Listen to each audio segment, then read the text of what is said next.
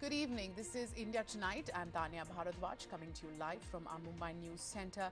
And it indeed is a moment of shame for the world's largest democracy. Budget session 2018 will go down as the least productive one that the Parliament has seen in the past 18 years. The second leg of the session was adjourned sine die today after 23 days of continued disruption with near zero productivity as far as lawmaking goes. Consider this, the Lok Sabha spent just 30 minutes on clearing bills, while non-legislative debates took up more than 11 hours. In fact, this budget session will go down as the worst under the Modi government in terms of productivity. And the blame game is only continuing. The BJPs accuse the opposition parties for the mess, even as they accuse the Treasury side of not making any attempt to put the house in order. So what will it take to break the deadlock, and are our lawmakers undermining democracy? These are just some of the questions that we will raise this evening on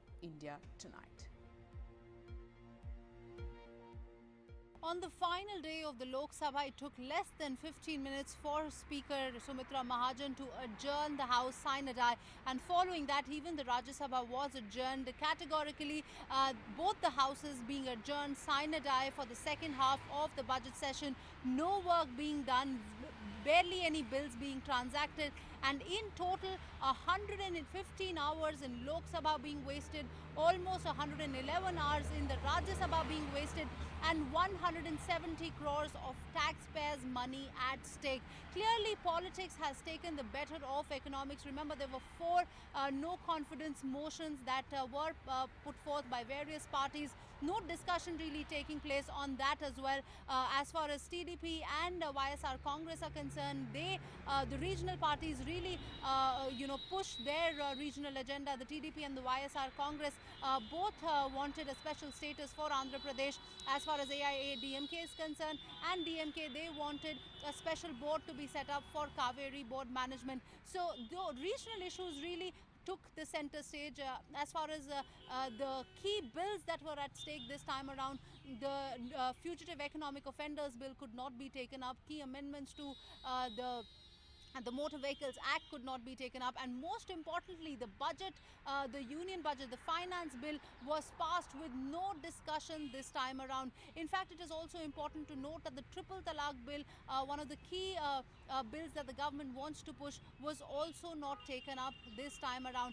And while the government has been saying that, this is because of the opposition parties, clearly the blame game has begun.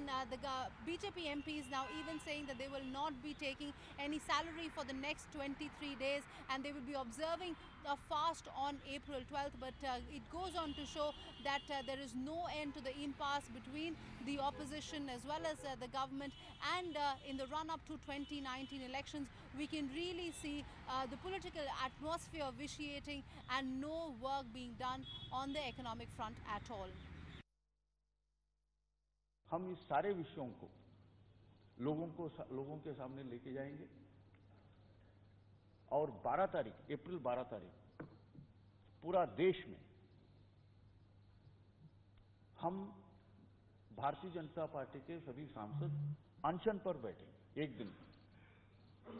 We have already decided to forgo our salary and allowances. है कि कांग्रेस ने जो काम किया है शायद वो संसदीय लोकतंत्र को कलंकित करने वाला है. 5 मार्च को सत्र प्रारंभ हुआ. देश जानता है कि ये बजट सत्र था, और बजट सत्र की प्राथमिकता मुझे लगता है कि वो डिमांड फॉर ग्रांट पारित करना है. लेकिन कांग्रेस ने कहा कि नहीं, बैंकिंग अनियमितताओं पर चर्चा हो जाए. सरकार उस पर भी मान गई. It's costing the nation large sums of money just to keep Parliament open and functioning, the staff, the workers, the production of papers, everything else. So it's really costing a colossal amount of money. We have created a culture in the last 10 or 15 years in which disruption is considered, in the words of the present ruling party's ministers, a legitimate form of parliamentary performance. Now, to my mind, that culture was wrong when the BJP was doing it in the opposition. It's wrong today when the ADMK is doing it. It'll be wrong tomorrow if anybody else does it. We really need to fix that. But what was particularly reprehensible in this particular episode was that the ruling party was getting its friends to disrupt Parliament so it didn't have to face the discomfort of debate. That is what is absolutely shocking. I don't think we've ever seen this in the history of our Parliament. Parliament न चलने का सिर्फ कारण और जिम्मेदार सिर्फ ruling party है, ruling party है, रूलिंग पार्टी। बीजेपी के पास इतना पैसा है कि वो पूरे हिंदुस्तान के असेंबली और एमपीज को 20-20 साल तनख्वाह दे सकते हैं। Well, remember, it is a disruption that really threatens to also throw India's growth story off track. We've got two special political commentators who are joining in on the show this evening, who are here to not only weigh in on this Parliament washout that we've seen and unprecedented, but perhaps even look for some solutions. Smita Prakash, editor, VNI, joins in, and so does Aarti Jairaj, who's a political commentator. Ladies, good evening, and thank you so much for taking time out for us. Aarti, let me begin by asking you. The second half of the budget session has been the least productive in the last 18 years. It's really a new low for the democracy.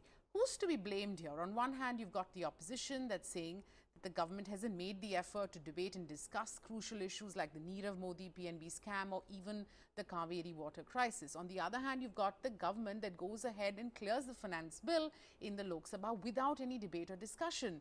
Is it not incumbent on the government of the day to ensure that the House runs? No, absolutely. It is the government's responsibility and duty to make sure that Parliament runs.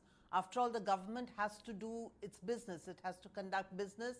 It has to get legislation passed. It has to, place policy issues on the floor of the House for debate. So it is in the government's interest that Parliament runs. And, there is no question that this is the first time that I have seen a government running away from, doing business in Parliament. I mean, the only business that was done this time was the passing of the finance bill, and that too under very unusual circumstances, without any debate whatsoever, and amid a huge din. So this has never happened before. And, what I really sense this time is that there are signs, the first signs of nerves in the Modi government, which has otherwise been so unflappable and has dominated the political discourse for the last 4 years. But I see the first signs of nerves in the government. Right. Smita, let me ask you, who do you hold responsible? Who can we really blame here? Who's accountable for this unprecedented disruption? Frankly, if you ask me who's to be blamed, I can just tell you what people think also. When you look at the live telecast of the parliamentary proceedings, I can be hauled up now if after this telecast probably for contempt for Parliament.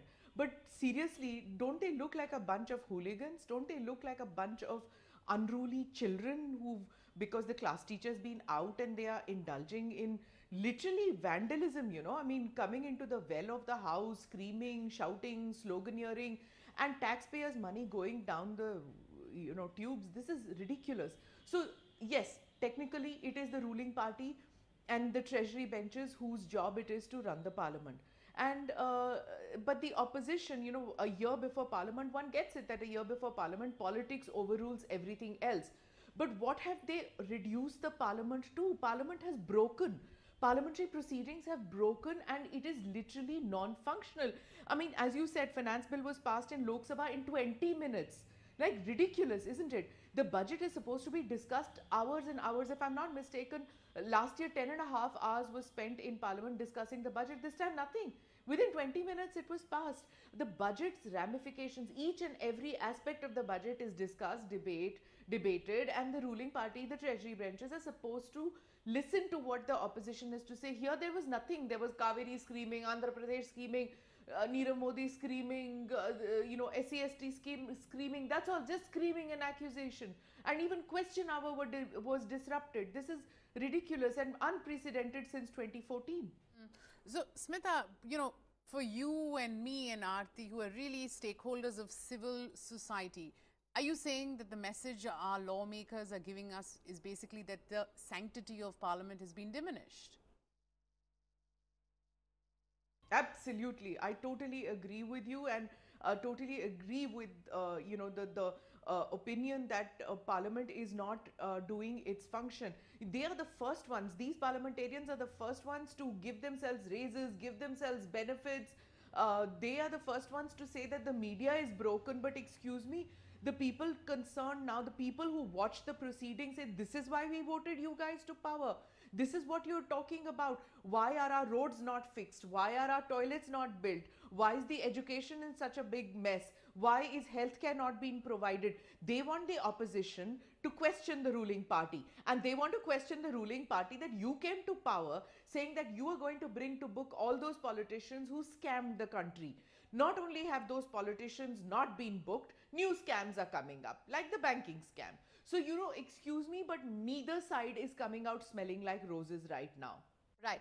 Aarti, the blame game continues, but you have BJP MPs today saying that they've decided to observe a fast on the 12th of April to protest what they're calling the negative policies of the Congress. Supposedly, at least 2 days ago, they were willing to forego their salaries. How are you viewing this? Is this just optics, the ruling dispensation trying to take the high moral ground here?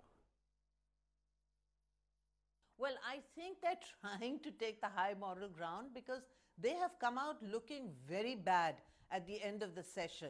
I mean, the fact that they have done no business, got no legislation passed, including that, high-profile anti-corruption bill, which they were so keen to clear in this session of Parliament. They've not been able to get any legislative business passed. They seem to have run away from this no confidence motion. Although, mind you, they have the numbers in the Lok Sabha to win.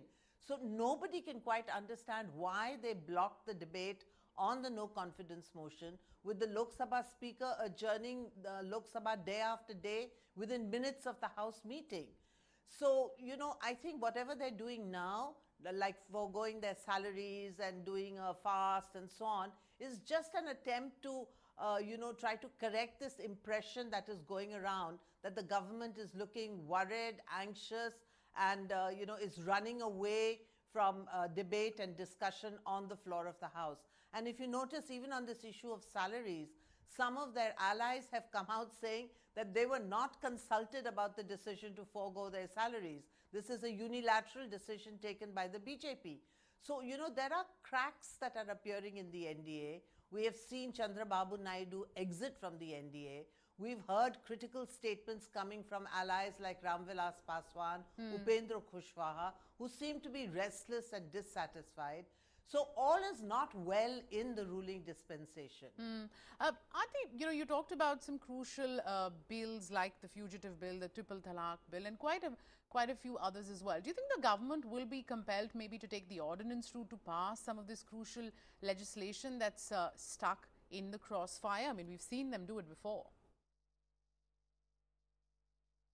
Sure, but an ordinance is a temporary thing. Ultimately it has to be cleared by Parliament. And the way this session has gone and the kind of confrontational mood that I see now between the opposition and the ruling party, I think the opposition, particularly the regional parties, are feeling quite emboldened because they sense opportunities opening up for themselves. I don't see Parliament functioning even during the monsoon session, which will start perhaps in July or August. So, even if they pass an ordinance now, that ordinance will lapse after 6 months unless Parliament passes it. So, it can at best be a temporary thing, maybe some attempt by the government to show that it's still in control. But if the ordinance lapses, that show of control really doesn't amount to very much. Let me get you to have the last word. What happens now? How do we sort of ensure that this deadlock is broken? The opposition, for one, is saying that, maybe the Prime Minister should step in. Why is he keeping quiet? You had somebody the other day even call him Mon Modi. Is that perhaps a solution? I don't know, but yeah, it is an option that the Prime Minister steps in. It's an option that the President steps in. it's not enough for the president just to give, an opening speech when the parliament begins. I mean, come on, somebody has to step in. Mr. Modi has come in with this huge mandate. When he came the first time to parliament, he bent down, touched the floor of the parliament house to his matha and all that. I mean, it's called Temple of Democracy, but right now, I mean, everybody is, I think it's the most unholy place right now, if you permit me to say this. So if the Prime Minister was literally moved to tears the first time that he came in 2014, why is he not moved to tears by what is happening right now? I think every Indian is moved to tears that this is what our democracy is. We go on tom-tomming about our democracy all around the world, that we are the largest, second largest democracy, most populous democracy. Nonsense, no, this democracy is. If this is what we are going to get, that the lawmakers are doing all this gapla in parliament. So, I think it's either the Prime Minister's duty or the President's duty that, bring both sides, the Treasury as well as the opposition, bring them on the platform and say that, listen, let's get this working, because in 1 year's time, we've all got to go back to the people. And with what face will we go back to the people? So somebody has to put band-aid to this broken system. Right. Smita and Aarti, both of you ladies, thank you so much for that. We really do hope here that some good sense prevails. Really appreciate you though joining in on the discussion this evening.